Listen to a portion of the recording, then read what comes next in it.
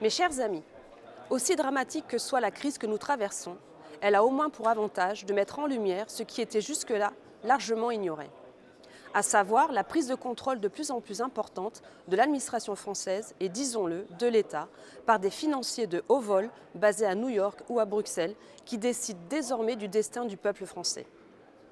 Avec la mise en place de la stratégie de vaccination, est apparu que le cabinet américain de conseil en stratégie, McKinsey, avait été mandaté par le gouvernement français pour assister l'administration française dans cette campagne pour un contrat de 100 millions d'euros. Il faut que vous sachiez que tous les jours, à 17 h, des hauts fonctionnaires du ministère français de la Santé se rendent à une réunion quotidienne organisée pour superviser le déploiement des vaccinations. Ces réunions ne sont pas présidées par un fonctionnaire français, mais par un consultant de McKinsey. Pour défendre ce choix, certains affirment que c'est pour compenser le manque d'effectifs du ministère de la Santé. Belle excuse. Sauf que cet entrisme des cabinets de conseil étrangers dans la conduite des affaires publiques françaises avait commencé bien avant. Sous le mandat de Nicolas Sarkozy déjà, McKinsey, Deloitte, Capgemini, BCG, Accenture ont perçu 250 millions d'euros de contrats avec l'État. Nombre d'anciens hauts dirigeants français ont rejoint aussi ces groupes une fois leur mandat achevé, comme Nathalie Kosciusko-Morizet chez Capgemini.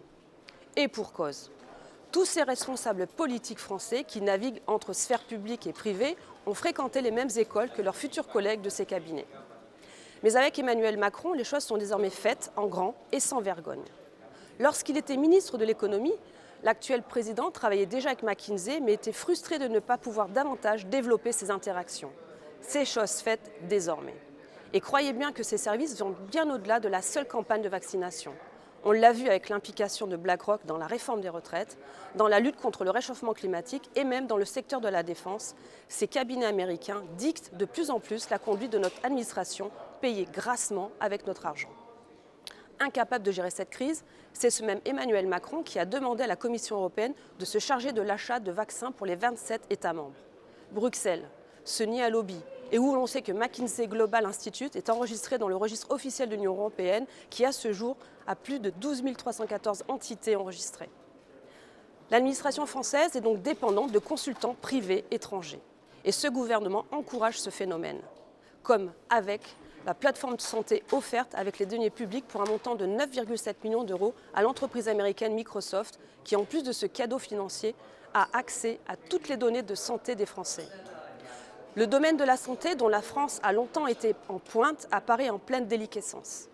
Au lieu d'ouvrir des lits de réanimation, ce gouvernement l'aggrave en livrant nos services publics, nos données de santé à des entreprises américaines.